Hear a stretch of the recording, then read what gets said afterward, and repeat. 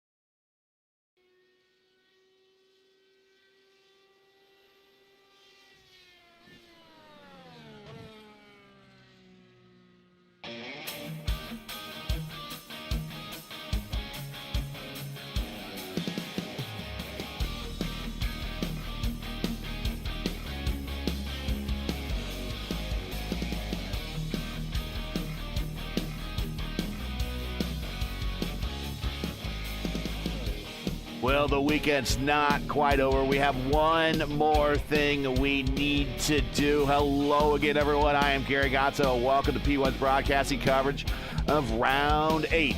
The penultimate round, as one of my peers likes to say, of Season 9 of the longest continuously running DW12 series on iRacing today. It's a Dark Horse Racing Series presented by 4D Racewear, coming to you tonight from Homestead Miami Speedway for the 6th running of the Dark Horse Miami 225. It's been a while since we were in these cars last, but the month of May is wrapping up right here, right now with the Dark Horse Series, as we are just 2 more rounds today and Indianapolis to determine the championship, and it is a close 3-way battle. There's still about 7 drivers left mathematically involved in the points battle, but there's really only 3 that we're looking at that have a shot to get this championship. Joining me as always in the booth is our driver expert, the Catalyst Andrew Wood. Good to have you back. Andrew, we are back here at Homestead Miami Speedway, not one of your favorite places, but a place that these cars reasonably drive well at in a critical round of the championship. And it's hard to believe that this series has not been here at Homestead Miami Speedway, or at least had it on their schedule since season, I think, 6 or 7. So it's not like they come here every year. So it's a bit of a first time in a while for a lot of these drivers and this car. Yeah, Garrett, great to be with you again tonight. And yeah, I'm kind of shocked to hear that, actually, that these cars haven't been at Homestead in a while.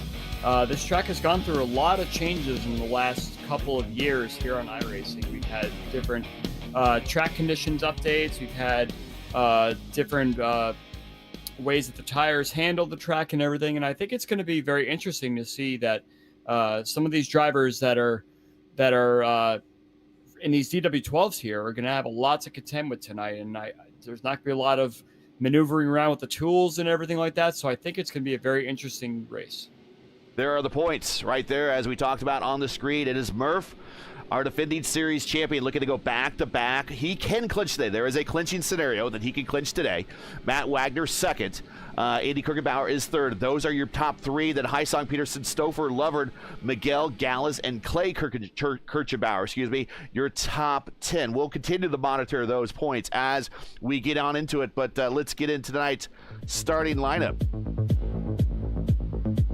And here you go. It is Jeremy Miguel, winner from earlier this season, and Craig Forsyth, Lovard and Stouffer, Murph and LGN, Brashear and Gallus, Wagner and Kirchenbauer. There's two of your other protagonists in the championship. And then senior Kirchenbauer, Kitty the Jet Smith, Heisong, Peterson, Jomo. We got Heisong and Zier, then Peterson and Morales, Teen and Dinsdale, and making his first start in a long time in an IndyCar that I can remember is Joseph DeCiro in row 10, getting ready to go green. These cars are going to go on green, and we're going to see the cars span out probably 3 wide, not in turn 1 and 2 necessarily, but by the time we get to 3 and 4, we're going to see some big moves happening. Clean start so far. Let's see how it pans out.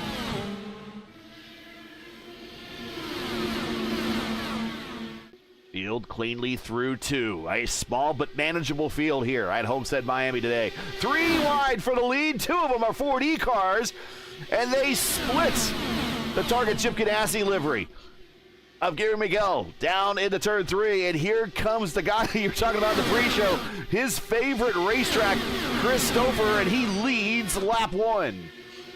It's kind of amazing to see that outside line in 3 and 4 there get a little bit of that dirty air. Maybe the tires weren't quite warmed up yet. I saw Eric Peterson touch the wall a little bit. I think the car is okay. Just a little bit of a bump there, and we trudge on here. And now everyone seems to be taking that low side in 3 and 4. We got another car that just touched the wall there at the exit of 4. If you look at this place from above and on the track map, this looks like a 1.5 mile paperclip. Pretty easy to navigate. You think both ends of the racetrack operate the same, but you've raced here before many times. I've raced here before many times. You can say without a doubt that each end of these racetracks is almost a completely different turn. Absolutely, Gary. And I think part of the reason for that is that it almost kind of seems like you go into a tunnel of sorts through 3 and 4. Yes, it does seem to be shaped the same, but the banking is a little bit different. And through turn 1 and 2 especially, you're just trying to ride on that progressive banking to get that extra little bit of right rear turn there, and that helps you through 1 and 2, and then 3 and 4, you're just trying to get through the corner with the cleanest air possible. Multi-lines through the corners you see these cars taking. This is a progressively banked racetrack. The higher you go into the corners, the more banked it is. So there is kind of a low third lane. That's where you see Caleb Brashear, that that blue, black, and white car on the very bottom there. He's in the bottom. This is him right here. He's in the bottom lane. Oh, giving a little bit of a how's about you to Gary Lovard on the high side. Lovard in the middle lane. And then you see Indy Kirchenbauer in that gray car way up in the high lane. And there's different banking all the way around this racetrack, depending on what lane you are in. Down the front stretch into 1. We are 6 laps into this thing. It is Stouffer, Miguel, Craig Forsyth, Murph, and Brashear, your top 5. It's going to be interesting to see the difference between the IR18 and the DW12 and how the tire actually reacts to the track. I was mentioning in the pre-race about all the changes that were happening to the specific track here. You're going to see a lot of these drivers from the old DW12 days take that low line initially, and then they're going to start to migrate higher and higher on the track to get that extra little bit of turn in their car there. But you can't ride up on the high side for too long, because that's really going to start to wear out both right side tires pretty badly there. So I'm not sure if it's quite the same with how the DW12 rides nowadays, but I think it's worth watching as this thing goes on. The Bash brothers battling for 4th and 5th right here between Murph and Caleb Brashear. And here comes Indy Kirchenbauer. He's already up 4 spots. He's the man on the move right now. You see Kirchenbauer is definitely trying to ride that high side and then do that swoop underneath. Takes the low line through 3 and 4. Looks like is that Brashear there. I think that he gets underneath, and he got a little bit tight there on the high side. If you got to do the high side, you got to commit. That middle line through 3 and 4 is very tough to commit all the way through the corner. Starting to get strung out now. Looks like Stouffer off to about a 0.2 of a second lead. Craig Forsyth about a second behind. Remember, these... Oh, into the wall. Miguel smacks it off a 4. A little bit of a kiss. And just as I mentioned, through 3 and 4 last lap, looks like Indy Kirchenbauer decided to take that middle line, and he got tight on the middle part of the corner, which allowed Brashear on the low side to get next to him. And Brashear is still there, but Kirchenbauer is taking the run into 3, and I think he might clear him. He's got a little bit of dirty air from the Craig Forsyth up ahead, but I think that he's going to hold on to this position as long as he keeps on the high side. Riding with the Prodigy, who sits 3rd in points. To his inside, you see Caleb Brashear. Interesting that we have 3 pairs of 2 going on right now. We have the 2 cars up front side by side, 3rd and 4th side by side, and then 5th and 6th side by side. But Kirchenbauer has definitely stamped his authority there in 5th place, and now he's going to go to work up there on Craig Forsyth and Mark Murphy up in 3rd and 4th place, respectively. Oop, Brashear touched the wall a smidge there. By far and away, your biggest mover is the Prodigy. He is up 5 spots right now, and after that, your next biggest mover is Clay, his father, the progenitor, the Prodigy and the progenitor. He is up right now 3 spots, a little bit further on back, along with Eric Peterson up 3 spots in a battle with Hugo Gallas for 12th and 13th. Brashear comes on the inside of Kirchenbauer again. It looks like Kirchenbauer is just stuck in the dirty air and can't get to the bottom necessarily because Brashear is there. So now we got a nice 4-car battle forming here. Murphy sees these cars in his mirror. He's saying, thank you so much. I'm going to try and pull away now. Brashear does a great job on the bottom side to wrap that bottom. He probably touched the white line a little bit to get the extra turn in the car. And now he sees himself up in 5th. And look at Forsyth is struggling on the high side. Brashear's on the move. And you're right about the high side and these tires. It seems like those that have gone to the high side seem to be the ones that are losing a little bit of the position right now as we watch Brashear on the low side under Forsyth, clears him. So Forsyth started on the front row in the outside pole position, and he is now back 3 spots as they continue the battle out for the last position inside of the top 5. Your new leader, we missed the pass for the lead, is Guillermo Miguel.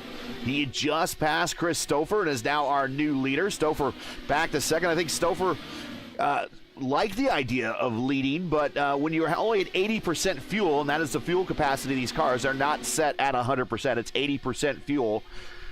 You definitely get into the fuel saving and fuel economy frame of mind really quickly when you get into these races.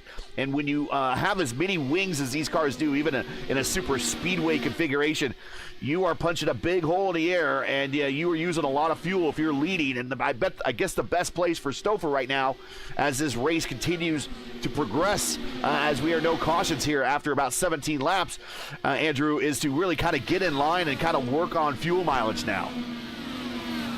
You would think that, Gary, but loose. You see with these drivers 3rd through 6th, they're just swapping positions left and right. One car gets to the bottom. The bottom line still is working out quite well right now. So I think we're seeing a lot of these drivers just trying to perhaps work together in some essence and get some draft down the straightaway and make sure that the leaders don't get away. It seems to have sorted out right now.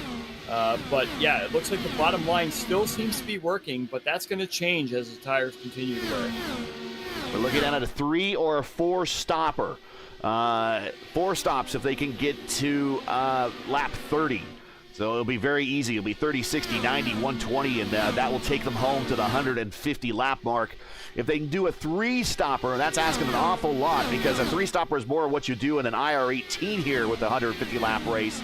But not with 80% fuel in these particular tanks that they're running on these cars. 37 and a half, actually 37 to 38 laps would be the window for a 3-stop strategy. But I'm not sure if we're going to get there unless we have lots of caution, Andrew. I was just noticing Shane Dinsdale has got 3 wheels entering pit road right now. I believe he might have had contact with Charles Speed last lap coming out of turn 4. Great job for Dinsdale to drive that car around there, but that was definitely an incident that could have brought out our first yellow. Let's take a look here. And there he is, teed in the Valvoline, kind of Robbie Gordon throwback, even though Robbie never drove these particular cars. Dinsdale in the all-black wrapper, and they just hook wheels coming off of 4, and it sends Dinsdale to the inside, and he's able to nurse that car back. He will go a lap down, but there is a fast repair in this league, and there you see he's back rolling. But unfortunately, he's going to be a couple laps down now to the competition.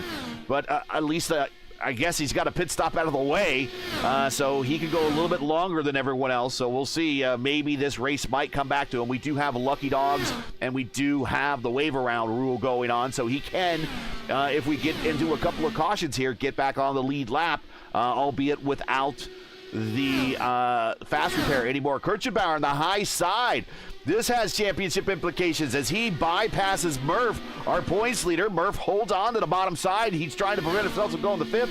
He is going to fall to 5th, and Forsyth will get the pass on him on the high side. So Murph, our points leader, who was up in 3rd at one point, now back to 5th. Kirchenbauer trying to chase down Murph in the points. He's now up to 3rd now. He's threatening to go back to 4th as Craig Forsyth in that blue Forsyth racing livery from the 90s on the low side trying to get on by him.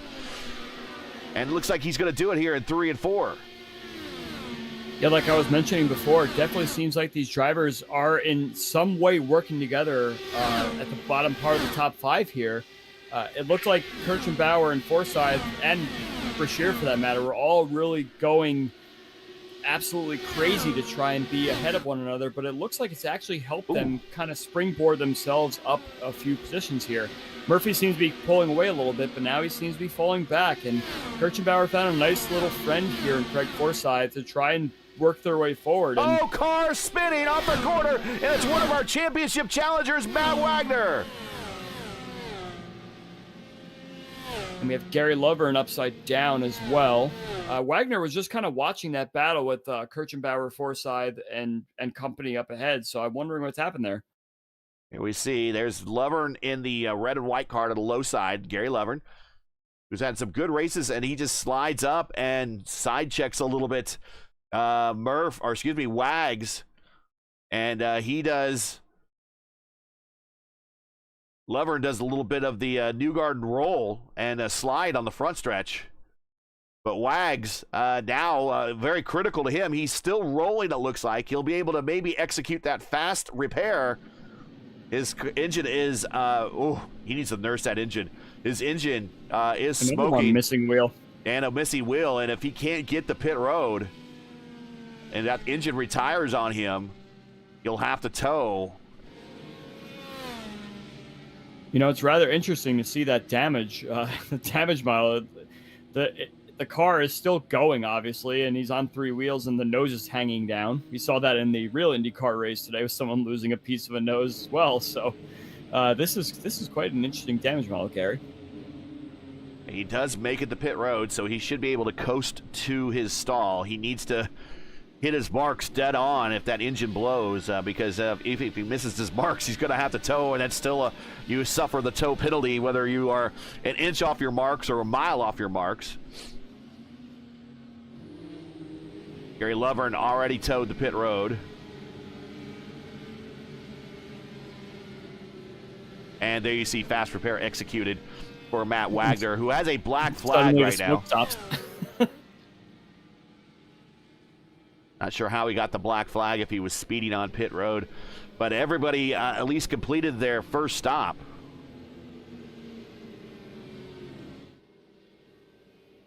So this should put, Shane Dinsdale will still be a lap down from that incident earlier, just because he had that spin and he had to go around at a slow speed. But yes, everyone's done their first pit stop now.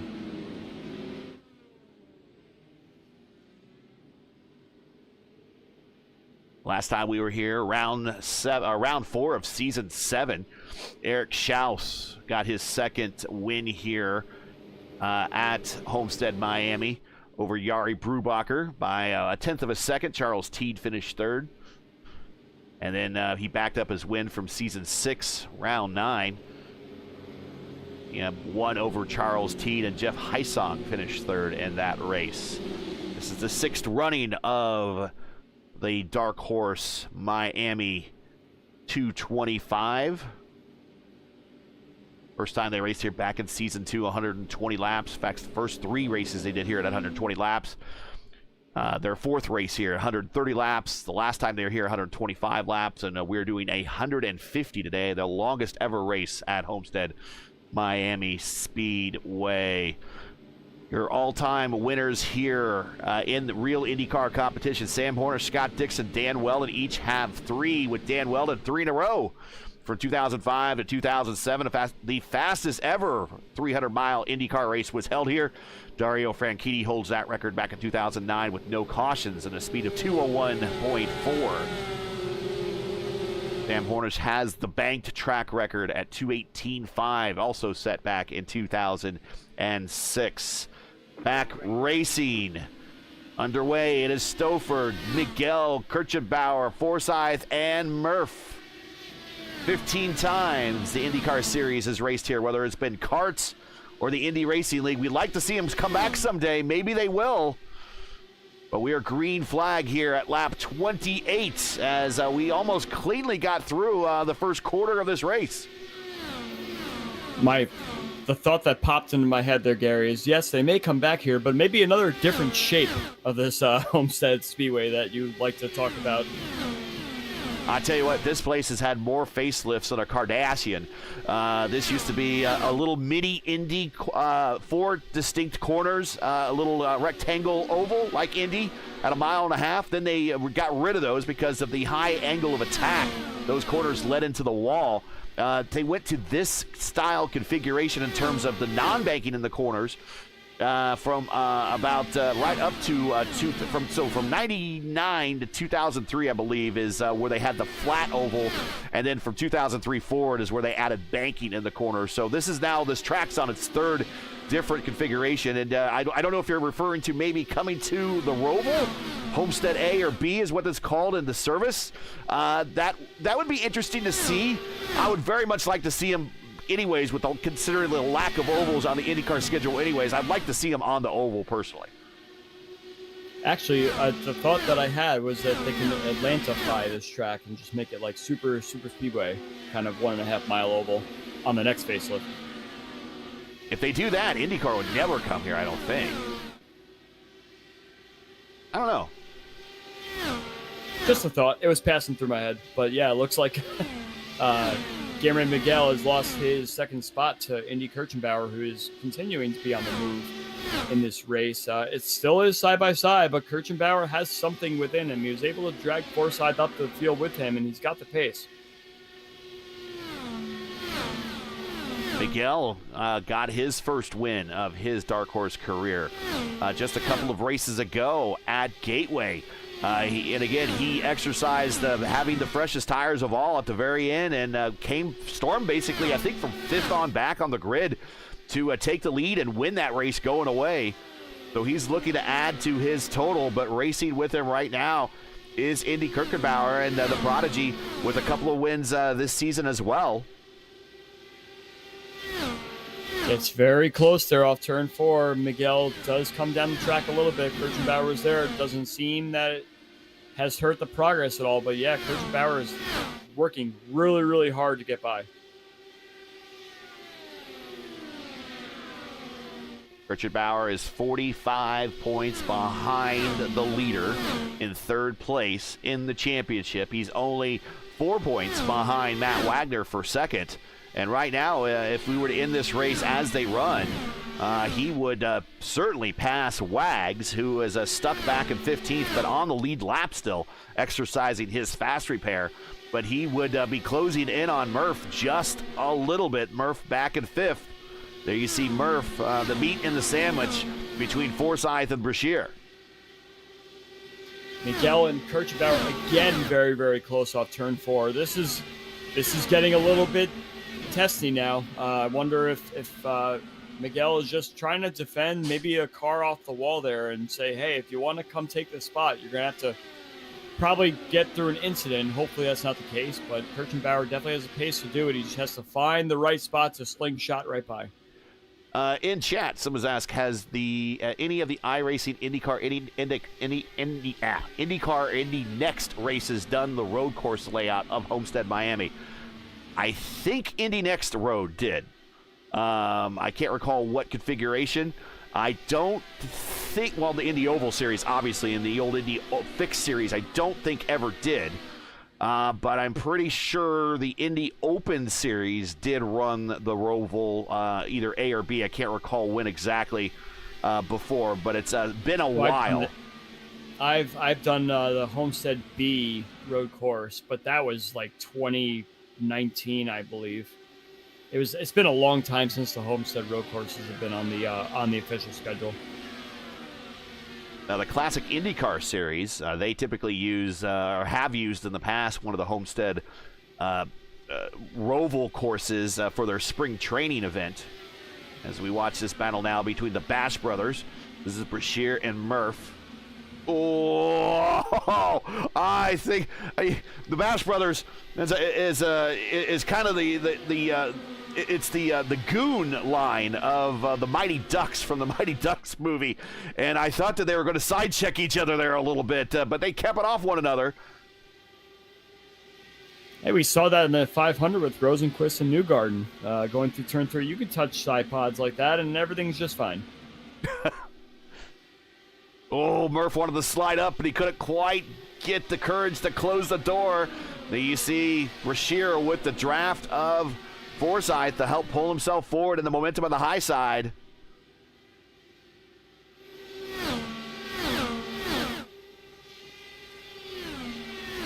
And still that battle for second rages on between Miguel and Indy.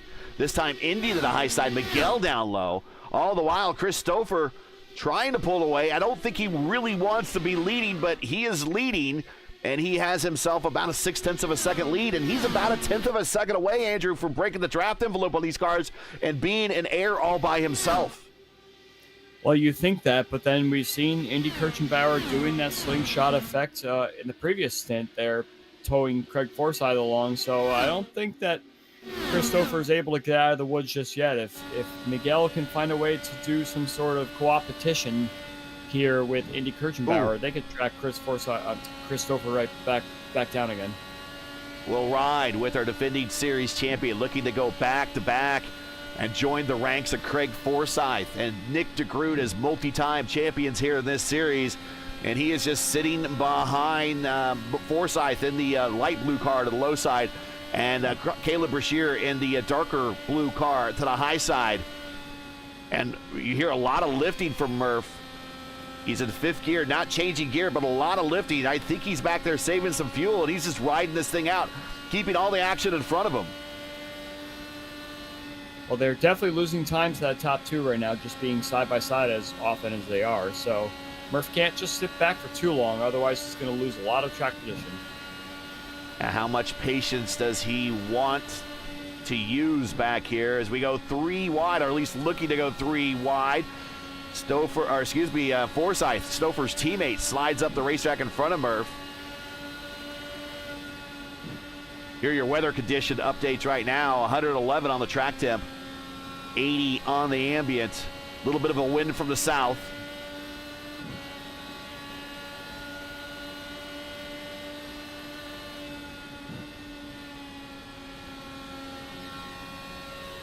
Murphy's choosing that middle line through 3 and 4, which we discussed before, isn't really the best efficient line to get through there. You're really going to scrub the tires a lot trying to find that middle of the banking part of the turn there, but he does take the low side, and I think he's cleared Forsythe this time around, so now he's going to work on Brashear, and perhaps let's see if they can work together to pick up some of that momentum. We see up front, looks like they closed the gap on Stouffer.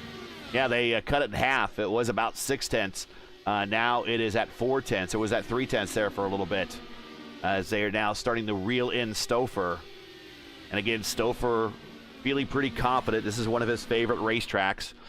So he can let the leaders come back to him if he feels like he's good to just save on a little fuel in the lead, as we watch Brashear and Murphy side by side as they go through 3 and 4. Brashear way up in the gray on the high side, looking for the grip strip up there to get a run down the front straight. Murph might get bypassed by one of them at least, as Forsyth tries to follow suit. But he is right now, there you see each one of the different lines these cars using. Murph, the low line, on that lower banking down there. Brashear on the higher banking on the high side. And the medium banking in the middle is where Craig Forsyth is running. Now he runs to the high side. Got a battle for the lead generating right now. Yep, and Indy has caught Stouffer.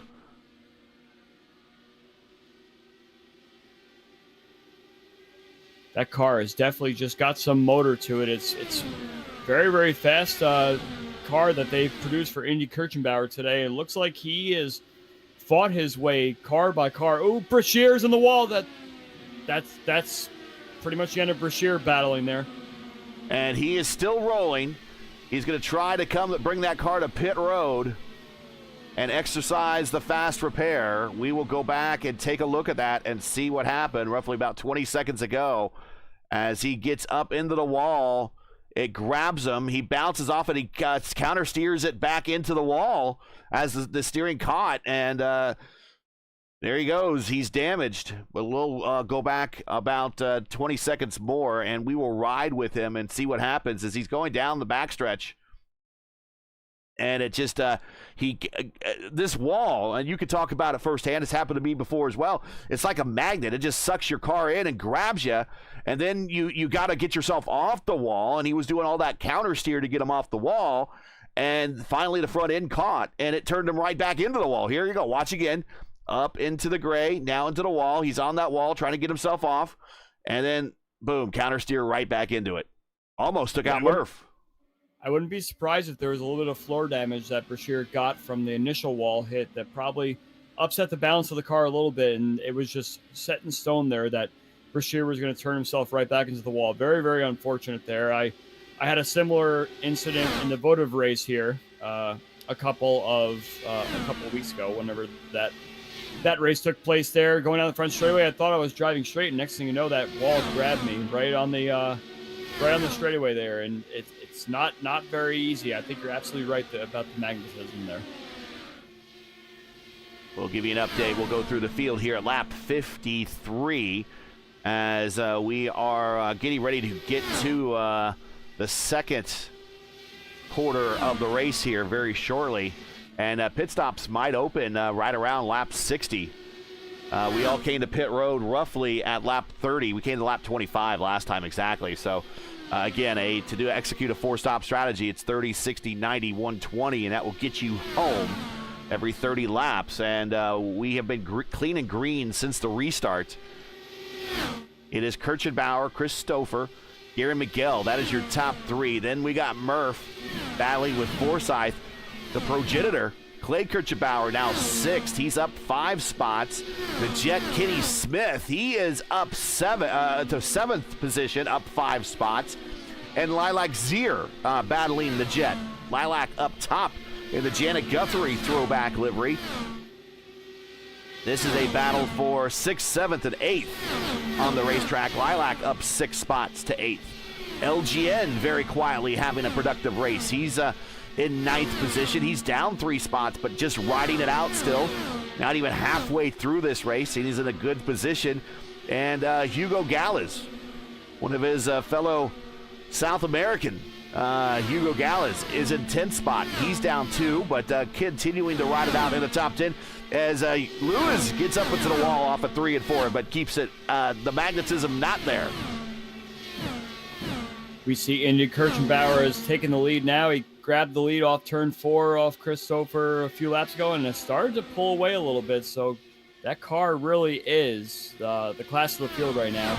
And if he's able to hold on to it through the pit stop cycle, he could really put a nice gap on Stouffer.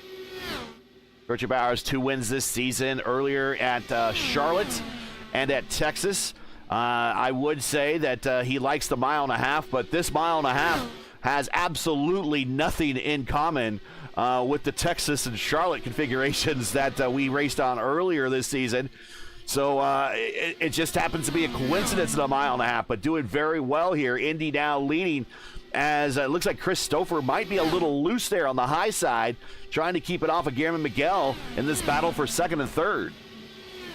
We were talking earlier in the race about how you ride that high side long enough, you're going to burn up those right side tires. So I think that Stouffer was battling too much with Kirchenbauer for that first position there on the high side. And now it's roasted his tires a little bit. So now we got Miguel coming up and getting very close, a little bit loose off the corner. That banking off turn 4 is a little bit sketchy and a little bit dangerous if you're on the low side and coming up the track a little bit. For me personally, I remember racing here, the bottom side, the low line through 1 and 2 was pretty easy. The low line through 3 and 4, for whatever reason, not as easy, and it seemed like the car just wanted to push up the racetrack. You see him right now, and by the time you get to the exit of 4, you're like, whoa, I'm right up next to the wall, which is a feeling you don't have when you come off of 2 here. Well, that's kind of what I was mentioning before about almost driving into a tunnel aspect as you enter turn 3. You seem like you're going downhill, and the car just kind of banks up there. And another thing I want to mention, wow, Gary Lovern had a great save there on turn 2. That was Ken Smith. I thought it was Gary Lovern. And I was going to mention that we're past lap 60 now, so now we're good to go for 2 more stops to make it home. So anyone that wants to do the 30, 60, 90 strategy is actually on the right strategy in order to make it to the end of this race.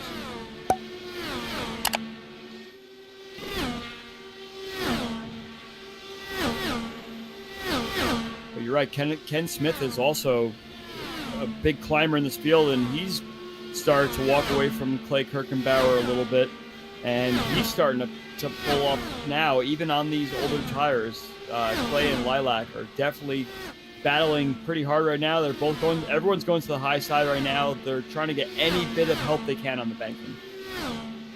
Clay was kind of using the banking to cut down and maybe get a bit of a run coming off the corner, but I think he started to get loose. So that's why he's kind of got it plastered up top there. Here comes Lilac to that middle to the low line, and she cuts across the nose, and Lilac now up to 7th.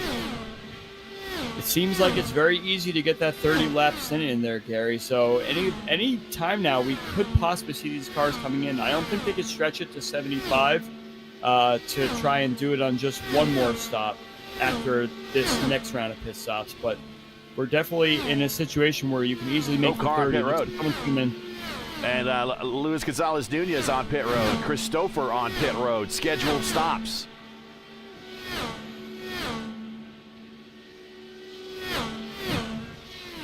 Kirchenbauer has extended his lead quite significantly now over Guillermo Miguel of 1.5 seconds. So that Kirchenbauer car is definitely one we got to watch for the rest of this race. I think if there's no more yellows, I think he's sitting kind of pretty right now to take this. I think the undercut is a good strategy here to take for Stouffer. Now he's in the bit of the, as T-Bell likes to say, the danger zone, because if we go caution, he is going to be caught almost 2 laps down.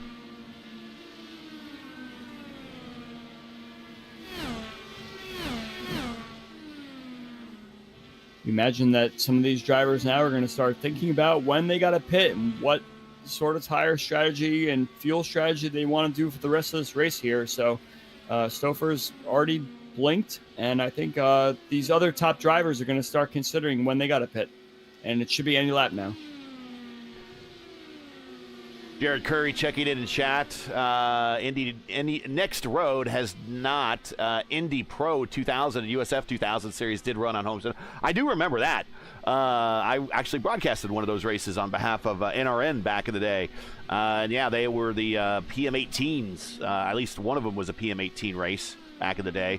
Indy Kirchenbauer squirrely coming off the corner, but he's coming down off the banking now. You must enter pit road off the backstretch here at this configuration, and he is on now this very flat pit access road. He comes around the corner. Now he needs to get down to the speed limit at those yellow cones. You see now he's at the pit road speed limit. The reminder is 50 miles per hour here, and now he has a long run down pit road looking for his stall, and now he will hit his stall, hit his marks up on the jacks, and a full tank of Shell Racing fuel, a new set of Firestone Firehawk Racing tires. Also on pit road, Wags, who is still on the lead lap after that incident with Gary Lovern for our only caution of the race. The lead now goes to Mark Murphy, followed by the Jet, Kitty the Jet Smith, and Lilac Zier, your top three, as they are going long. But I think Murph coming to pit road this time, the Jet coming to pit road this time, Lilac Zier coming to pit road this time, Miguel and Craig Forsyth hitting pit road this time by. We also see in the background Hugo Gallas coming to pit road as we are lap 70 of 150, as we see Miguel down and away and along the pit access road to rejoin this course. Christopher did get that lead back from Indy Kirchenbauer on that stop, so Stouffer is going to take the lead back once everyone's done pitting here. If you enjoy our coverage of the Dark Horse Racing Series presented by 4D Racewear and you respect the stream, please do us a solid. Make sure you support us by subscribing. And while you're at it, don't forget to smash like and click the bell so you don't miss out on future P1 iRacing broadcasts. Tonight's sixth run of the Dark Horse Miami 225 and the Dark Horse Racing Series is presented by, well, the sponsors of our leader. Presented to you by 4D Racewear. Check out 4D's line of made for sim racing gloves, shoes, and apparel. Now, also, they sell race awards, including custom championship rings and plaques for your own leagues. Visit them today at 4dracewear.com or click on the link in the stream description. Pit stop cycle is over for everybody. Chris Stouffer, as you mentioned, Andrew picked up the lead. He leads by 0.4 of a second now, about 0.5 of a second over the prodigy Indy Kirchenbauer. And then Gary Miguel rejoins the race course in third position. Eric Peterson, very savvily. He is very savvy-like. I don't think you can say savvily, but savvy-like, has worked his way up to P4 on the racetrack. He is 13 laps into the stint, and he is working on some track position right now, but he is up 11 spots, Andrew, and he is now fourth on the racetrack. The former winner at Iowa from a season ago, looking to get his second win here in the series, also an admin here in the series, and he is now currently running fourth on the racetrack on a bit of a different strategy. You know, we did notice that the undercut was very powerful. We saw Stouffer take the lead back. We saw everyone that pitted quite a few laps prior to the rest of the pack pitting getting those positions. So we see Eric Peterson got us a few spots. Jeff Hysong got a few spots. Luis Gonzalez Nunez is another one who's a big winner in that stop. And Forsyth, Murphy, and Ken Smith have dropped quite a bit here. So it'll be interesting to see what the strategies are like as the race continues to unfold here. That is I think the move here, considering we saw Murphy, Smith, and Zier as among the last to come to pit road, and now they are back in 8th, 9th, and 10th. I would imagine the strategy now, if everyone's noticing, it's come to pit road sooner rather than later. Hugo Gallas, Charlie Teed, Caleb Brashear back on the lead lap, 3 wide off of turn 2 down the backstretch. Indy Kirchenbauer is challenging for the lead again with Chris Stouffer. He's caught him and got side by side through the exit turn 4, but had to back out of it at the last second. But it's only a matter of time before Kirchenbauer takes his lead back again. Stouffer 11 laps into this stint. Believe it or not, we just did pit stops, and he's already 11 laps into this thing, now coming to 12.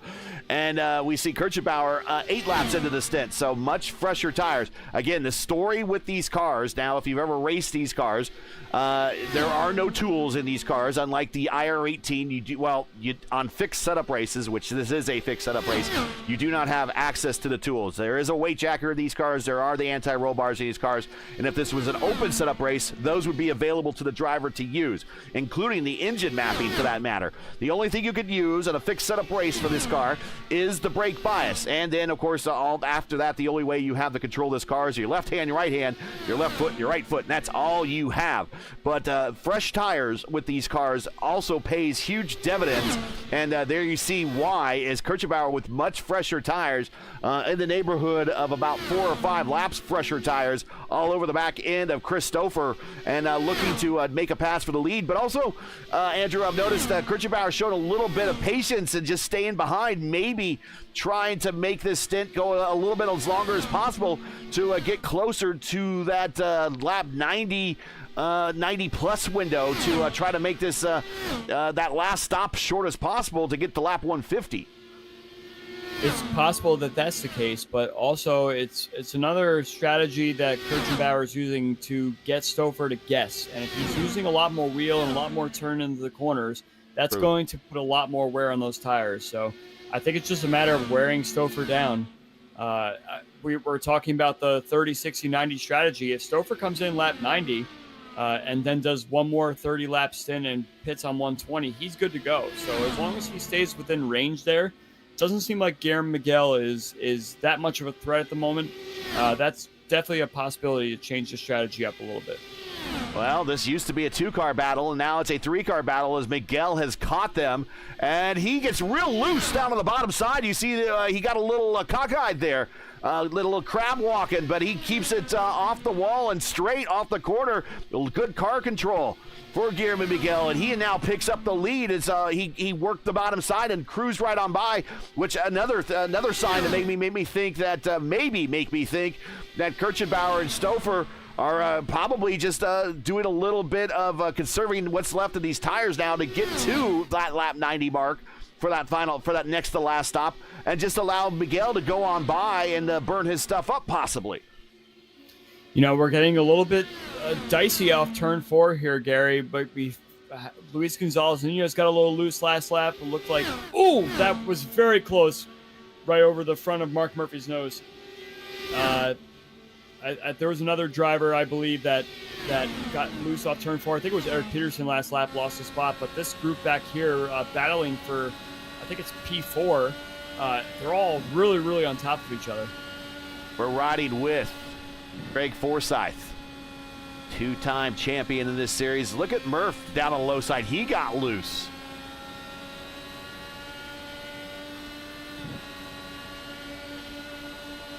Lilac Zier is just trying to hang out there. Wow, looks like Kenneth Smith had a really big closing right there. Everyone's trying to conserve their tires for the next pit stop. We're going 3 wide down the back straightaway.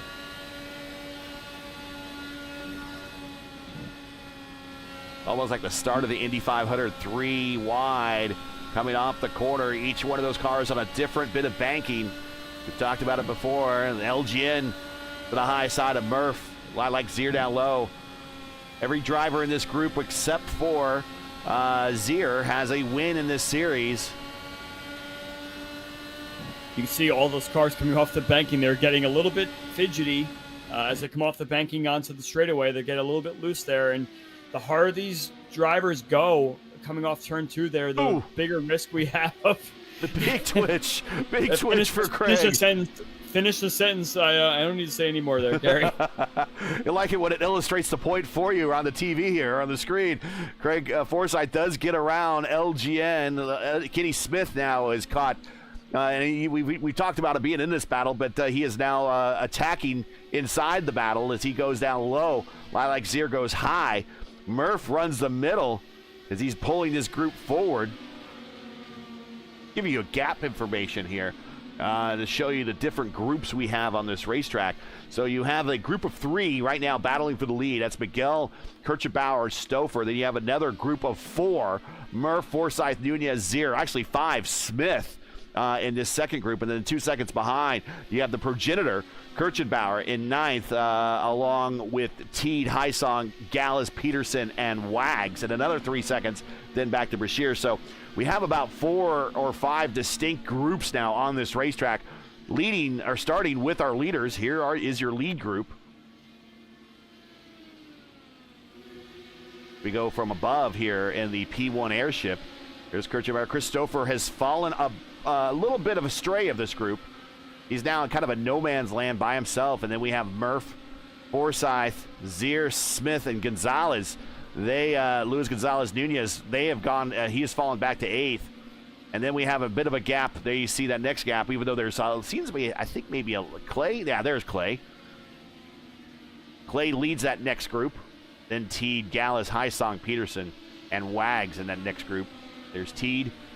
Here's Gallus, Heisong, Peterson, Wags. Every one of these drivers as we we look at Wags here at 14th as he just crosses the start-finish line. And he's about a half lap behind as Miguel is almost perpendicular to him on the backstretch. Looks like we're going to get ready for this next round of pit stops. We've hit lap 90, so I imagine that someone is going to roll the dice here to try and get themselves some fresher tires, just based on the fact that everyone's getting a little bit loose. Luis Gonzalez-Nunez is fishtailing it through 3 and 4 every lap, which has lost him that entire group up ahead. He's going to probably be the first one to come down pit road. Yeah, he and Stouffer were among the first to come down pit road last time, so we'll see if they're right on cue. And again, we see the longer that you stay out, there's your weather conditions. The track temp up 120, now 125, was a 126. So the track temp is up considerably. Oh, Lewis caught the car off of 4, and you see him catching the oversteer off corner exit. So how long does he want to stay out and handle this ill handling, very upset car? And we've seen the undercut is very powerful. He might want to think about it, but Miguel currently is your leader with Kirchenbauer. Stouffer, I thought, would be coming to pit road sooner rather than later. Joseph Morales on the pit apron coming off of pit road. He came to pit road. Haisong, I think, might have just completed a stop. Yes, he did. He is on his outlap. Caleb Brashear in the I-5G entry. He's done down and away. One more stop for him before this race is done. Murphy's doing his best to try and bring this group of cars up to 3rd place. Chris Stouffer is well up the road now, but anything that is conceivable here to bring this whole entire group up to that 3rd place pack will get it. It looks like Murphy hasn't done a great job, because here comes Forsyth and Kenny Smith as well. Murphy lost 2 spots there, but for a while there, they were running faster than 3rd place. So this group is trying to find in their own way to work together here to get themselves up a little farther. Leaders still staying out. Lap 95 of 150. If you're just joining us, this is P1. Caution on the racetrack, and it is LGN off of 2 to the inside wall, but he might have saved it.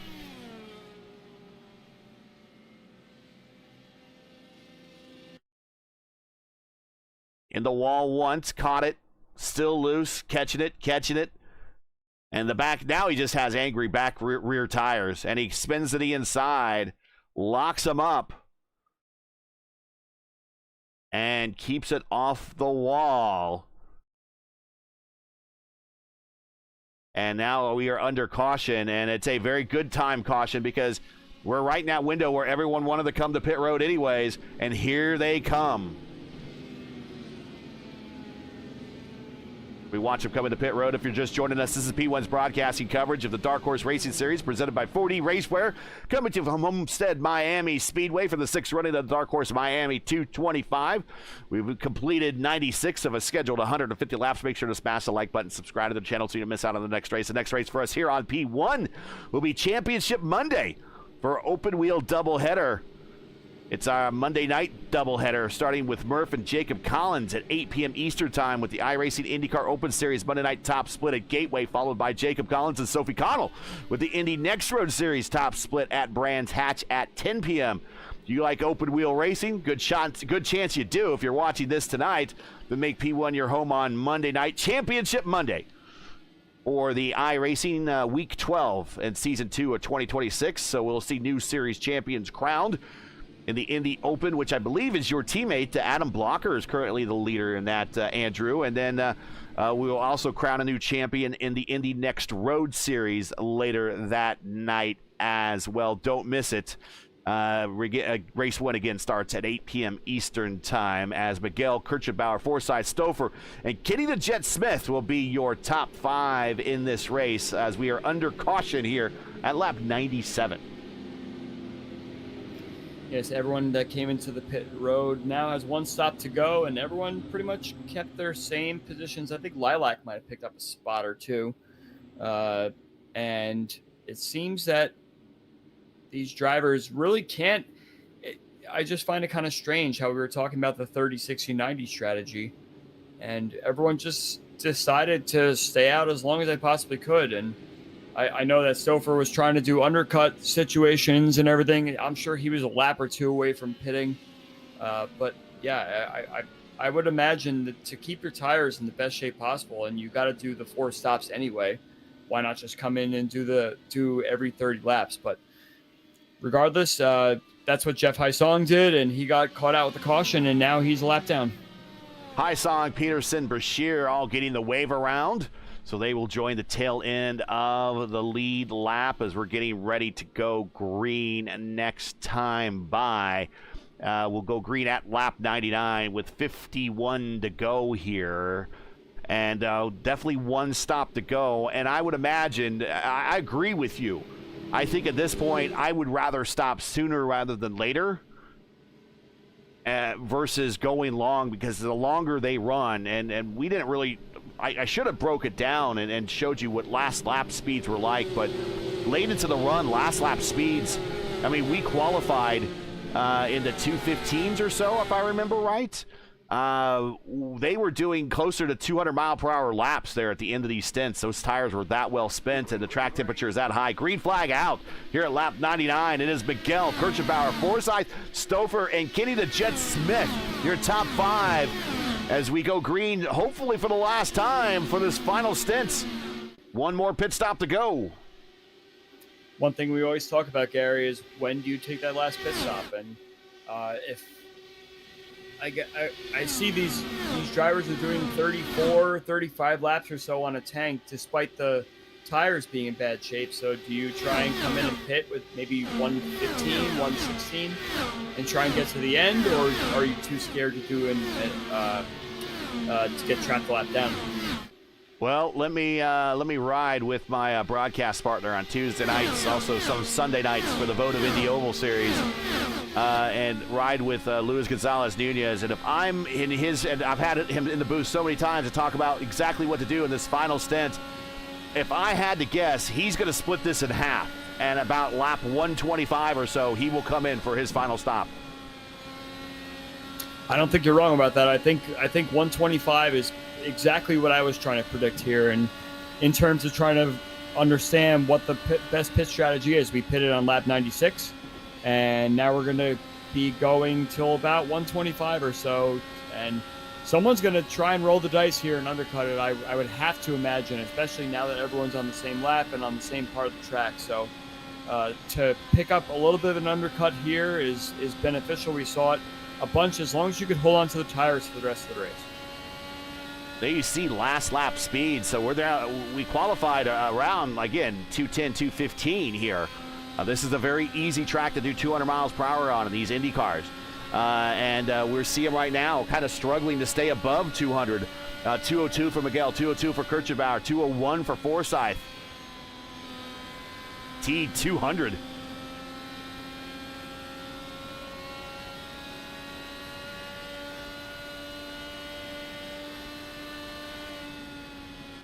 Trying to figure out Mark Murphy's strategy, our points leader here. He's dropped off again a little bit here, so I don't know if that's a tire conservation thing or just trying to let all the drivers ahead battle it out and then come and pounce later, because the top 4 definitely have pulled away quite a bit here. Kenneth Smith and Lilac are definitely battling here for P5, P6 rather. I think Kenneth Smith's going to have the best over Lilac, but Lilac does seem to be coming on strong here towards the end of the race. So as best as I can tell, is we do have a possible clinching championship scenario tonight, and that is if Murphy clinches tonight, if he leaves Homestead with more than 57 points ahead of every remaining challenger. Remember, he was about 40-something ahead of P2 and P3, 41 and 45 respectively. So that would be a big fall for both those drivers and a big gain for him. And right now, Wagner is back in 9th, and that might eliminate him if he doesn't improve here, if we were to end this race right now. But Indy in 2nd, who's 3rd in the points, is looking to gain, so this might take the points championship to Indianapolis. But if Murph here, when this is all said and done with, Murph leads here with more than 57 points, then he will be your champion at the end of the night and go back-to-back. If not, we will go to one more race at Indianapolis here in a couple weeks on Flag Day, June 14th. That's the next race here for the series as we wrap up Season 9 with the biggest race of them all, the Indianapolis 300. We watched the battle for the lead between Miguel and Indy Kirchenbauer, two of the young guns in this league.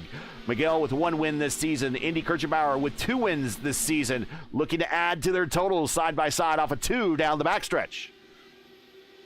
And it looks like Kenneth Smith has started to drop off a little bit from Mark Murphy here. So Murphy's kind of on his own little island. Lilac goes on the inside to try and take the spot. Smith touches the wall. Lilac takes a spot there. Clay Kirchenbauer is there to watch and try and see if he can get a couple spots here. Clay Kirchenbauer kind of coming on strong here at the end of the race. But Murph needs to gain 17 points tonight on Wags and Indy. That's 17 points on Wags, 13 points on Indy in order to clinch it tonight. So there is a plausible scenario out there. But Murph just biding time again. Still a lot of racing left to go here. Miguel is your leader. Then we got Kirchenbauer, Forsyth. Stouffer, his teammate. So 2 of the 4D cars together. Murph in 5th. Lilac Zier up 8 spots to 6. Clay Kirchenbauer, the progenitor, he's up to 7th. Kenny the Jet now in 8th. And Wags with that incident earlier in the race. Whoa! He got up in the wall, lost a lot of momentum, and allowed Luis Gonzalez Nunez on by. Wags now was in 9th. He's back to 10th. LGN up to 9th. This battle for the lead continues to develop here. A lot of swap drafting, a lot of switching of positions, maybe getting the spot, not getting the spot. But Stouffer has nothing right now. Stouffer, our early leader, who seemed to really have a lot of pace early on in the race, has now just kind of taken a back seat and watched these 2 drivers battling for the top spot now. We still have one more pit stop to go, and like you and I have both agreed, we're looking at around 125 to do that final pit stop there, and I'm already seeing cars get a little bit fishtaily off turn 2 and turn 4. Also have a viewer in chat says, I say you split it as well, and I think that's the call. So we see 39 to go. I see once that number gets to about 25 to go, you'll see everybody come to pit road.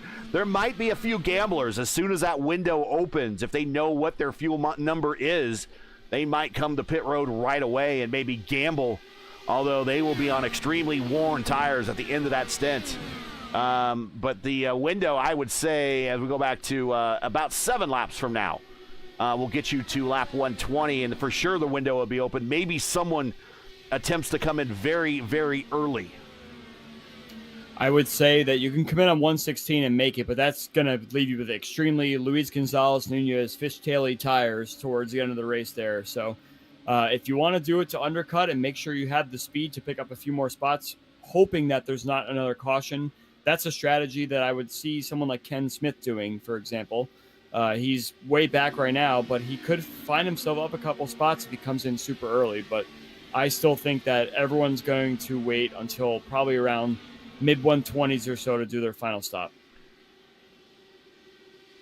You want to join the Dark Horse Racing Series? If you like what you see here, the car is free, the league is free. All you need are the tracks and the drive.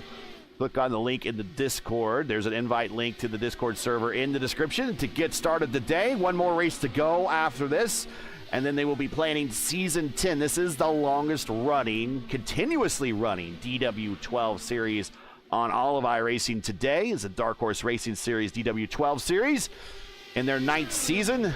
And one race after this is Indianapolis. They will wrap up their season, and they'll be looking forward to season number 10. Not very many leagues get to season 10, and this is one of them. And it's pretty much the only league out there besides the Dallara Dash Series, which is an official series that doesn't award any iRacing. Well, there's no stake in it whatsoever. If you do good or bad in those races, it doesn't hurt you in iRacing.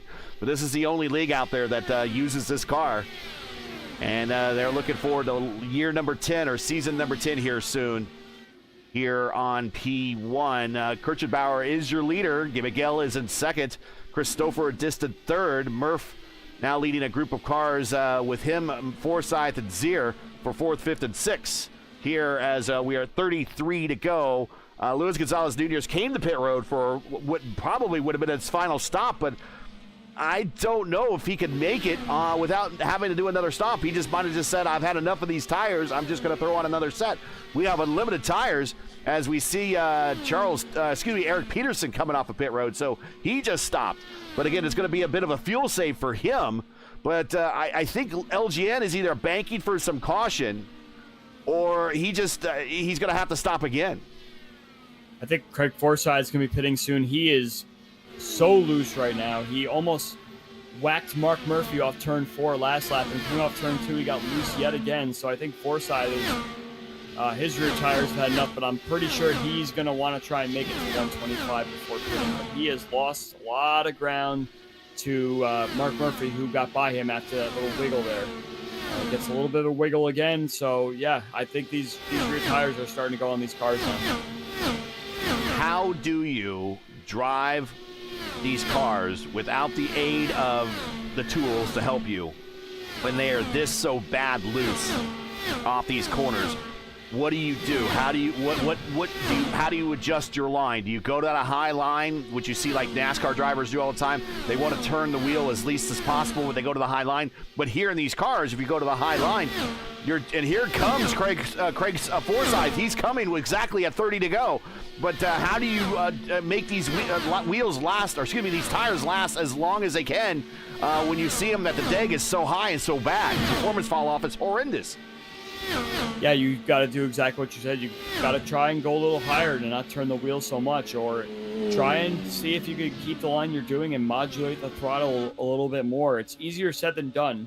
Just 5% less throttle in some corner will definitely protect your rear tires a little more, but the instinct is definitely to take a higher line. And that high line is kind of a catch-22, as you mentioned. You go to that high line, and then you end up using the tires more up on the high line. So how do you want to pick your poison as Craig Forsyth is down and away?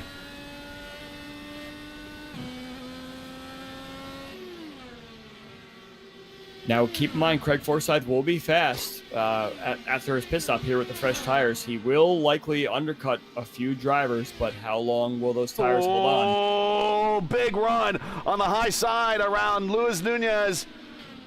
And he clears them, but Luis Gonzalez, remember, he came in very early too, so he's attempting a bit of a massive undercut, but we think he needs to stop again. Lilac Zier coming off a pit road. Lilac Zier is going to now fall behind Craig. Kenny Smith coming in. I believe Gary Lovern also is coming in. But, I mean, Indy Kirchenbauer is just completely found a way to drive this car on these old tires. And the wall off it, too. Indy Kirchenbauer. Sorry for the commentator's curse. 125 is the number. Here comes Mark Murphy. Left Stouffer on the track, left Miguel on the track, and left Kirchenbauer out there. I mean, Kirchenbauer has just been the strongest car all night. He is not phased by Murph these locks tires. up and slides in sideways, and he has to back up. He couldn't complete the corner before hitting the wall, and he's going to lose major time on pit road. Championship implications right there in the points battle. That's going to cost him a ton of time on pit road. Yeah, that seemed to be a little bit of a weird one, Gary. He looked like he was going to stop right before the cones there to reach the pit speed limit. Usually, you see that in terms of the pit entry there, so as not to speed. But yeah, I mean, it must be a rear tire thing. I'm sure it's all probably part of the same symptom. So Craig Forsyth is the lead car of those that have just pitted or on the early pit cycle here. So he is now up to fifth. He is one lap down, so we're still awaiting Indy Kirchenbauer, who is third in the points, first on the racetrack, 2 wins this season. He is our current leader. Gary Miguel with a win this season at Gateway. We await him to come to pit road. Chris Stouffer with a win this season. We are awaiting him to come to pit road.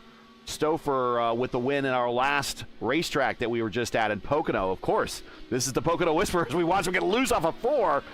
So I would imagine Stouffer coming to pit road any time. Matt Wagner trying to get the monkey off his back and get a league championship to his name. He's done everything in these cars, or in IndyCar, in the community, but really kind of get a big-time championship to his name. He's now just got passed by Craig Forsyth, but that's not for position. That is just for track position, as Craig Forsyth is a lap down.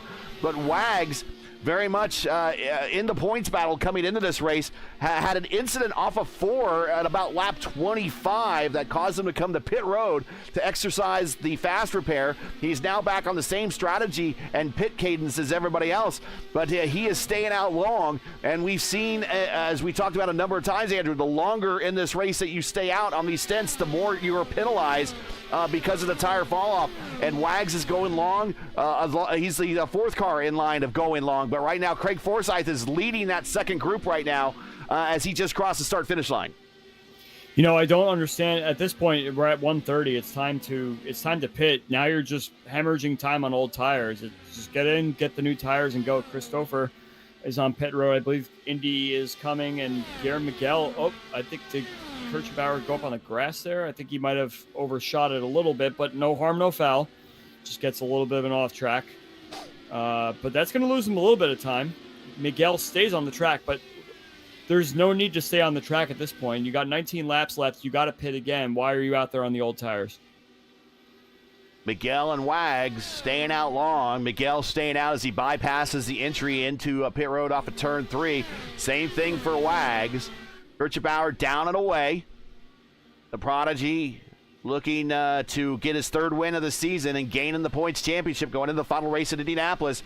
He's down it, but he gets passed by Craig Forsyth. But remember, Craig Forsyth now with this undercut, he is 10 laps into the stint, so he has considerably older tires. Here's your last, the weather conditions to end the race at here. The track tip has come down, so this is actually, remember, we was up to about 125, 126 degrees earlier in the race, but the track tip conditions have now come down into the favor of Craig Forsyth if he wants to go long on this last stint at 108 degrees. This might just fall into Forsyth's lap. We almost just had a caution about a lap ago, Gary. As you were talking, Wagner and Luis Gonzalez Nunez had contact. There's 3 wide through 1 and 2 there, and they just touched wheels. But if that was a little bit forward or back, that could have been a bigger incident. They were 3 wide. We'll watch that again as we get the weather conditions off the screen, and Wags with the much older tires for LGN with much better tires. Same thing with Kenny the Jet Smith, and they just go in through there, and Our Lady of Savior on netcode definitely answered prayers there. Miguel's down pit road now, finally. I think he was just trying to hope for a caution that would trap everyone a lap down, but the more that these drivers are out there on fresher tires, he's just going to be hemorrhaging time, and everyone's going to get their lap back. Luis Gonzalez Nunez in the wall again off turn 2 just now. And he's coming to pit road. We think he had to come to pit road anyways before the end of this race. And he has a meatball flag, and he goes out onto the grass. He goes back up onto the racetrack. He's trying to bring it to pit road. He does get to pit road, but he is going to punch out, unfortunately. Day is done for LGN. And that almost got the caution that Wags was looking for, as he is now the only car now who has not stopped. He is 40 laps into this stint, and you see him, he's turning lap times of 2:07. Oh, actually, that's his fastest lap. Excuse me. Here's your last lap speed. Oh, he is well down. 196, 197. Well, Forsyth is doing lap speeds of 2:02. Kirchbauer and both the Kirchbauer, the Prodigy and the Progenitor, they are much fresher tires, and they're up in the 206s and 205s. Yeah, we see Indy Kirchbauer in particular is coming on these these newer tires. Craig Forsyth is his next target once he dispatches Lilac. Lilac is now behind Indy, and Craig Forsyth is just praying this undercut will work. 12 more laps to go, though, is very, very tough to hang on to. But overall net game for Forsythe, I believe. I think Stouffer is going to have a hard time closing down, but if we do have this big delta in the lap times between the old tires and the new tires, it is fully possible that Stouffer could catch Forsythe. But overall, what a great undercut move there by Forsythe. 12 to go. Kirchenbauer to the inside for the race, for the net race lead, because we know Wags is going to have to come to pit road. He goes down low and he clears Stouffer's teammate Craig Forsythe, and he is going to be your net leader. But Lilac Zier now might have a shot at this, as Lilac is much fresher tires. Actually, not much fresher tires, only by a lap over Craig. Can she use the draft there to pull alongside, get down low? Craig getting the dirty air from Indy.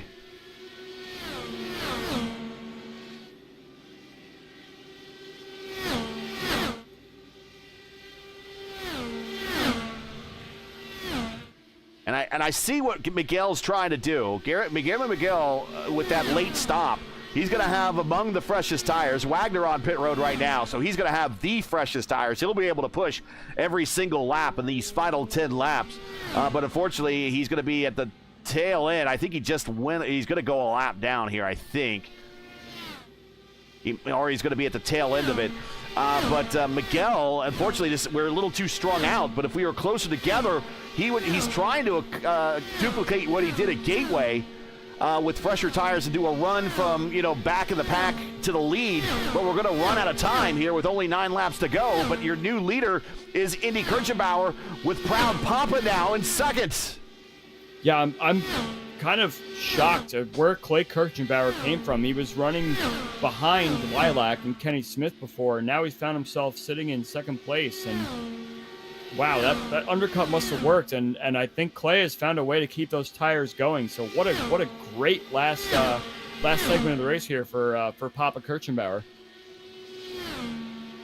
And it would not be unprecedented to have a Miami race go down to the end between father and son. It's happened before in real IndyCar racing between Al Unser Sr. and Al Unser Jr. Remember, Al Unser Sr. won the kart championship, the national title, by a single point in the mid-'80s over his son. And the final race of the season was at Miami. The predecessor to this racetrack was at Tamiami Park. It was a road course in downtown Miami, or just on the outskirts of Miami. But we might see another father-son battle here down in the Sunshine State with 6 to go. But right now, Indy continues to pull away, with Papa being a rear gunner, 1.7 seconds behind Craig Forsythe. Unfortunately, with the oldest tires now out of this group, not by much, just by a little bit, but it just shows you the fall off, as he is now in third, trying to hold on to that bottom step. And he's going to have a very fast teammate, Chris Stouffer, right behind him, who will probably try to challenge him here in the late stages. 5 to go. Indy Kirchenbauer looking for win number 3 this season and a gain in the points battle, as our points leader, Mark Murphy, is down in 10th. That final pit stop sliding across the pit road speed limits area, that marker there, Andrew, is really cost Murph, and he is hanging on to a top 10 finish, so ensuring that we will probably see this entire championship go one more week or one more race to Indianapolis for the final race of the season. This is exactly what the fans want, Gary. We want to see a race go down to the end. Craig Forsythe is desperately hanging on to those tires now. Clay has definitely pulled out a gap there. Here comes Stouffer. Stouffer is ready to pounce on those newer tires, and he's going to set sail to try and get that second spot back. And you see Indy turning laps of 2:04 flat. Clay turning laps in the low 200s. So Indy pulling away. Now can Papa hold on to second? Here comes Chris Stouffer, who last time by was 2 miles per hour faster than the progenitor.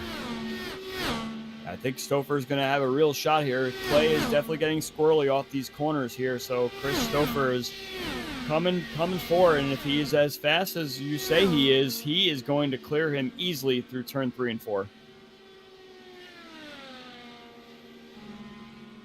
Coming off of 3 and 4, looking for the white flag this time by the Prodigy. White flag is out, And Stouffer passes the progenitor, Papa. Papa wants it back. He goes to the inside at the line.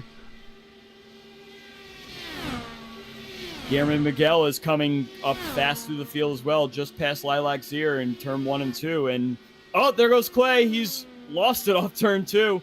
Oh, and he's going to lose he's going to lose everything that he had to hope to get that bottom step. But here comes Sun. He comes to the line, win number 3, and gains in the point championship to live to see another round. Christopher in second, and Guillermo Miguel comes all the way from 6th.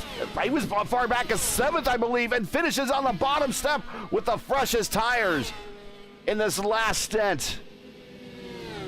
Yeah, it seems that Miguel just was able to kind of drive directly through that Kirchenbauer coming back on the track again, Clay Kirchenbauer, that is. I think that Forsyth got a little bit loose and Lilac had to lift a bit, but Miguel just had such a run down that back straightaway that he passed 3 cars in one straightaway.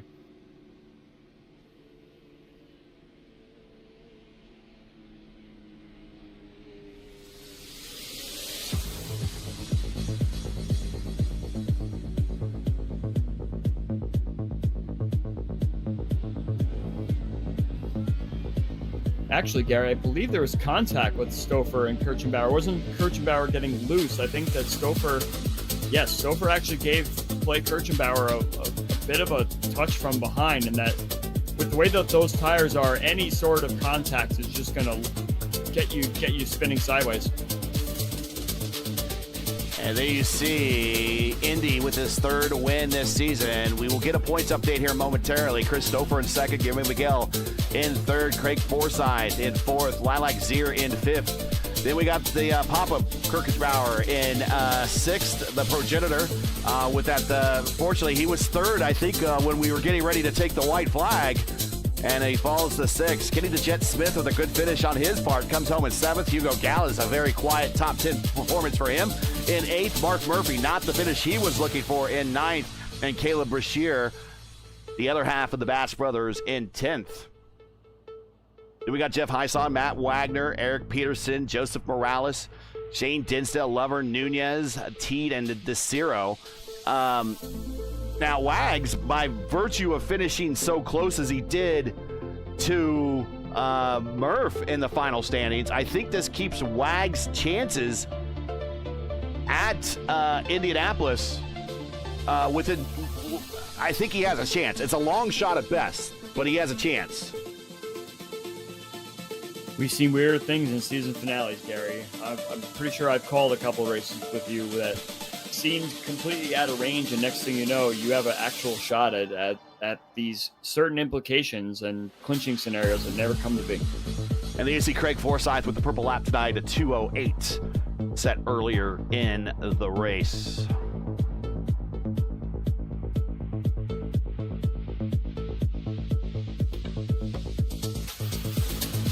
All right. And just need to get some replays queued up here.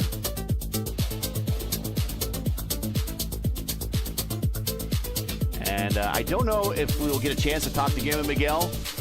There might be a language barrier there. If he's available, I would very much like to talk to him, because that strategy almost paid off again for him.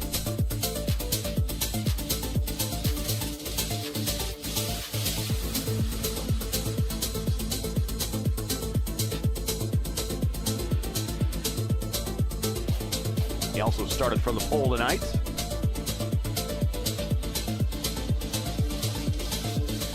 I still cannot. I completely missed the fact that Clay Kirchenbauer was undercutting enough to get up to 2nd place there after running in P7 or 8 or so, and that's very unfortunate for Clay. That undercut managed to work in some aspect, but then it all went up in smoke, unfortunately, with 1 lap to go there. All right, and we will take a look here, see who got available for interviews, and then we will see if there is a points update at all.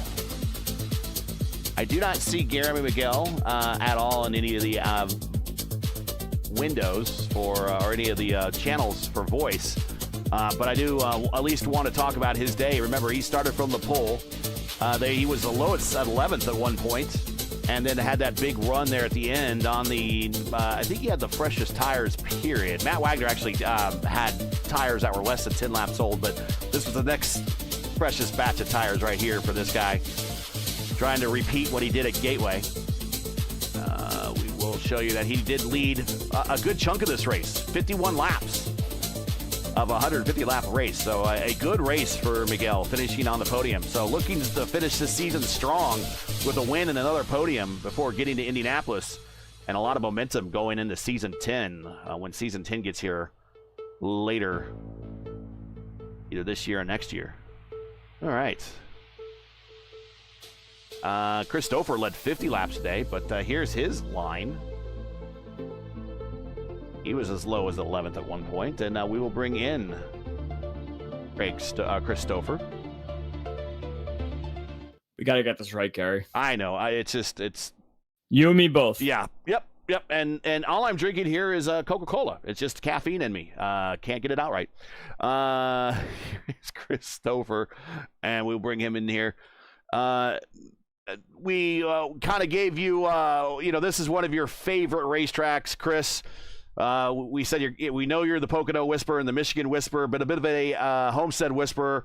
And very early on in this race, it looked like it was a good day for you. But as conditions and tires degraded, people that went forward went back. People went back, went forward. Undercuts executed. People stayed out longer, didn't realize the undercut was as powerful. Then I think people learned mid-race that the undercut was pretty powerful. So just everybody was kind of all over the place strategy-wise.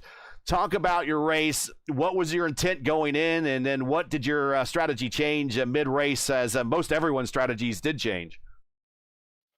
Yeah, well, the intent going into the race was get up front early, and I did that.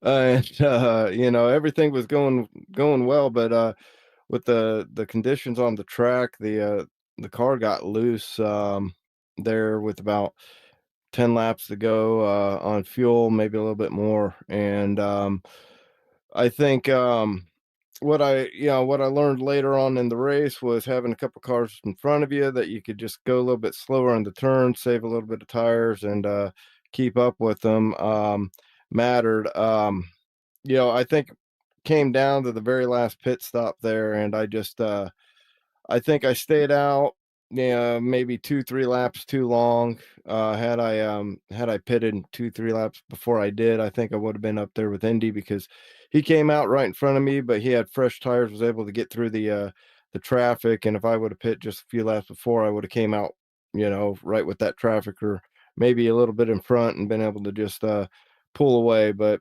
at the same time, it was a good race. He ran a hell of a race. I'm sorry what happened with me and Clay there. He kind of slid up in front of me, and it was just not a lot of time to react last lap and all that. So just hammer down and trying to get as much as you could. So it's a good race overall.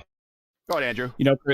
Chris, I not like you were passing a lot of cars out there, just not being in the mid pack part of it all, but did you find that it was easier to be on the inside or the outside when it came to trying to make the move? I know you and Indy battled for quite a bit. Sometimes you're on the bottom, sometimes you're on the top.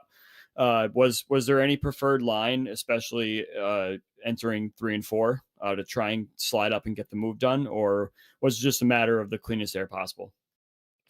Well, clean air is always what you want on your nose. So that's the nice part about this track. You can run high, low, mid, and find some clean air, help you get around the turn.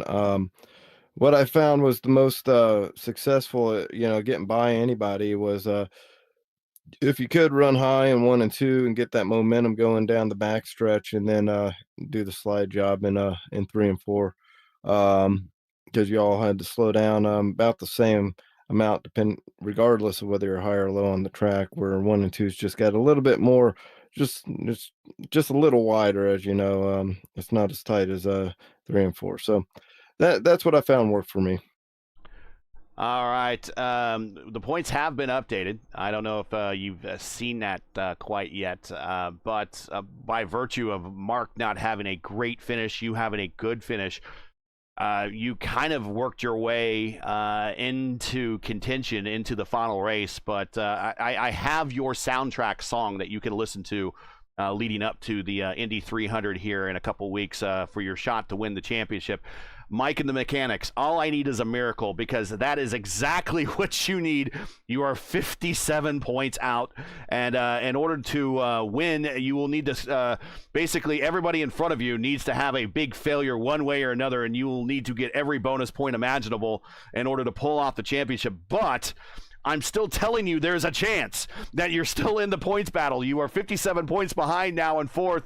So at one point in this race, it was kind of down into the top 7 now in the points, and we really thought coming out of this race it would be the top 3 that would be going to Indianapolis with a chance on the points championship. But you will be the 4th contestant, and all you need is a miracle.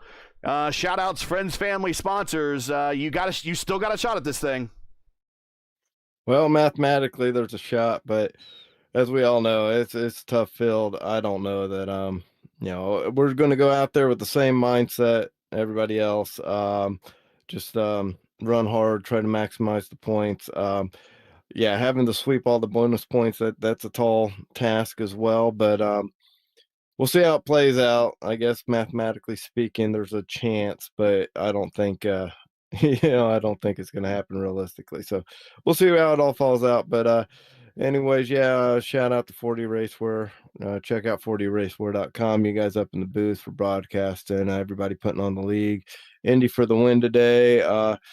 Miguel coming in third there, and then me and Clay battling hard at the end. Sorry how it ended there, but it was a good race. Everybody throughout the field. Congratulations on the P3. Congratulations still staying in contention for at least one more race. It's Mike and the Mechanics. All I need is a miracle. And Christopher with the P3 here today led 50 of 150 laps. Chris, we'll see you in a couple weeks when we get to Indianapolis. Thank you. And we will just drag him down into the general channel there. We will now bring up, actually, Christopher. Sorry, I said he finished third. He finished second tonight. Again, Miguel finished third. And we will reset the graphics here real quick and bring in our winner for his third win this season, Indy Kirchenbauer. Hold on. Now, there he is. Indy Kirchenbauer joining us in the booth for his third win of the season. Congratulations. And it had to be there for a minute. It was looking pretty good. Almost another Al Jr., Al Sr. Miami moment from the mid-'80s. Father and son on the top 2 steps of the podium. Unfortunately, that's just not how it finished. But you do get your third win of the season at a very critical time. With only now one more race to go after this, you gain a little bit on Murph. Not a lot. You're still in contention for the final race. You got to ask yourself, though, with 3 wins this season, and now you're fighting, you're in second in the points, and at one point you were very close to third. You got to be asking yourself, man, if things were a little bit different, it should be a lot closer. If not, you're the leader, but still, you got the win today. You got to feel good about that. Yeah, it's definitely pretty good. Just missing 2 races definitely wasn't helping me. I don't know if on the points sheet the drop weeks have come in yet. But I know mine will be a dead 0. So I kind of last minute decided to do it. And it was a pretty fun race throughout. Be able to break away from the pack there, make a lot of passes at the start from starting P11, and it was a pretty good race. So it was, I had fun. Able to just being with the lead pack, battling side by side for most of it. It was it was fun. Indy, there's been a little bit of a discussion going on about how the setup was, and I'm curious to know how you manage those rear tires. Gary and I were trying to really figure out how to manage those rears, especially towards the end of the stint where it seemed like everyone else was getting a little bit slidey. You had a couple of sliding moments yourself what was the key to keeping the rear tires under you for the rest, the latter part of the stint there? Yeah, I'm used to dirt tracking it. Oval's not my highest tire rating, so I was able to just. It felt comfortable to me. I mean, it certainly, it kind of just was like going into the corner tight, tight, tight, tight, tight, and then it would just death snap off the corner. So what I found out is that if you just use less wheel in the center of the corner, it makes things a lot easier. And I mean, I don't think my tire wear was too bad. I think the worst I saw in the right rear was 71. So, um, yeah, it was definitely difficult to manage the tires. To be able to, yeah, it was just sucks how it kind of got spread out there at the end. But I mean, I I knew if I pitted early, I would. It felt like after like 20, 25 laps, there was kind of a cliff. So I knew if I pitted with 20 to go, be able to be in that pack, get around Lilac and Craig, and go get the win. And I was I was able to just get there. Thought we had 1-2, but things happen. So yeah, just a general pretty fun. I'm glad I did it, and we have a shot at Indianapolis. Yeah, we just got the points updated. I have asked if drops are being counted. I don't know if they are or not. I think they are. The races counted. I don't see the race counted column, but again, that doesn't mean anything. It's how they got the format outputted here. Mark leads the championship by 19 over you, 47 over Wags, 57 over Christopher. Those are the top four, still mathematically in contention going into Indianapolis here in a couple of weeks on Flag Day, June 14th. Then it's Haisong Peterson, Gary Miguel, Gary Levern, Hugo Gallas, and then your father, Clay, is in the 10th position. That is your top 10 in the championship. Any shout-outs, friends, family, sponsors, third win of the season? We told you that it was just a matter of time, and now they're starting to get packed on one top of one another. You got to be feeling good and a lot of momentum going into that final race in Indianapolis. A win there would be awesome, I'm sure. And to pass Murph in the championship, to catch him in the last couple of races from third to first in the championship would be big as well. But a lot of work to do. But I'm sure you got some shout outs for some folks for today. Yeah, I'd like to shout out my go-kart sponsors, BG Army and Associates, Make Something on YouTube, Bayside Comfort Heating and Cooling, and yeah, just shout out everybody for coming out. Shout out to you guys for putting on the broadcast. Shout out to my dad for racing and building my rig, and then shout out to just everybody for coming out for Homestead. And I think it will be if Indianapolis is anything like last time, it should be pretty good. So yeah, it's been fun to race in this season, and we'll see. I should be racing in both Tuesday night races, also on P1. So if you're watching, tune into those as well. All right, congratulations on the win. Third win this season. Now second in the points, only 19 behind Mark Murphy going to the final race in Indianapolis here in a couple of weeks. That's Indy Kirchbauer, your winner tonight. Final thoughts from you, Andrew. We are the championship's going to live to see another day. Not the greatest day for Murph. Murph probably wants to forget about this one. Still a top 10 finish. Still looking to go back to back on the championships. But he comes home in ninth, and that allows good finishes for Stouffer and Kirchbauer to kind of get Stouffer back really in contention and get to Kirchbauer mathematically in contention, and then Kirchbauer a little bit closer. Wags is still in contention, but just barely as well. He needs a bit of a miracle just as much as Stouffer does in that final race in Indianapolis. But we've seen with Indianapolis, anything can happen.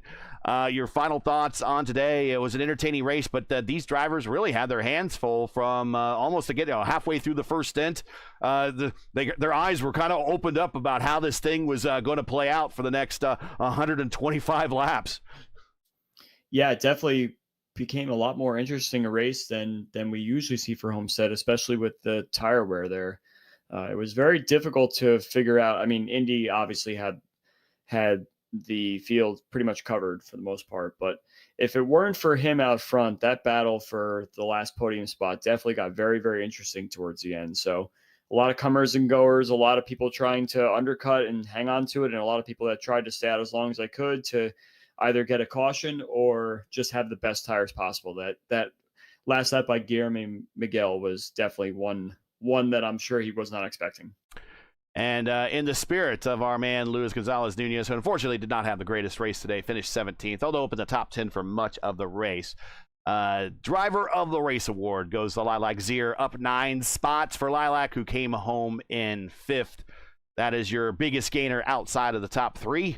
And shout out to her for being the driver of the race. Let's get on out of here. Let's start this week off right.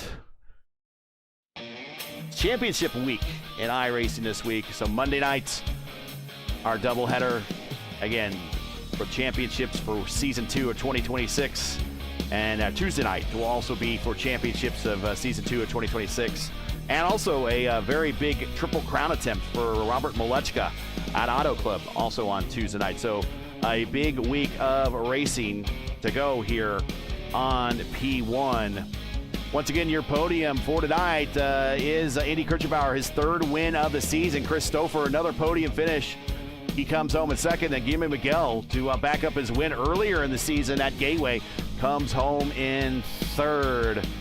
Join Andrew and myself again Flag Day, June 14th, for Championship Sunday, when the Dark Horse Racing Series DW12s, presented by 4D Racewear, heads to Indianapolis Motor Speedway for the 9th running of the Dark Horse Indianapolis 300. Start time is 8 p.m. Eastern Time. Will our defending series champion Mark Murphy repeat to claim his 2nd championship to join Nick DeGroot and Craig Forsyth in series history? Or will Matt Wagner, so close so many times, finally get the monkey off his back and claim a long sought-after championship? Or we'll go to the brash newcomer, the prodigy, Andy Kirchenbauer. Let's not forget Chris Stouffer. All he needs is a miracle. Well, we'll see. Does miracles? Do you believe in miracles? We saw a miracle kind of on ice again earlier this year with the hockey team, and back in 1980. It's possible, but it's a long shot at best. So we'll see Chris Stouffer maybe with a miracle next Sunday. So start time will be 8 p.m. Eastern Time. So one way or another, we're going to find out in 2 weeks. Remember, for the correct broadcast time in your area, you can find everything right here at YouTube at youtube.com/@P1 Broadcasting. Now, as you know, the YouTube algorithm of the game, and it's not an easy one, so please help support P1 with the weekly grind. Leave a comment below. Let us know your thought of tonight's race and enjoy tonight's coverage. Support us by smashing like in the video. If you're new, click subscribe, and while you're at it, hit the bell for weekly reminders so missing out more of P1's other iRacing programming, including Championship Tuesday for the Tuesday night open wheel doubleheaders that we host. Started at 8:15 p.m. Eastern Time with the iRacing IndyCar Oval Series Top Split at Auto Club Speedway for a Triple Crown attempt, as we mentioned, by Robert Molechka, followed by the final round of the iRacing IndyCar Next Oval Series when they go to Gateway at 9:30. So if you like open wheel oval racing, and we know you do, if you're watching this tonight, then don't miss all the action Tuesday night here for Championship Tuesday right here on P1.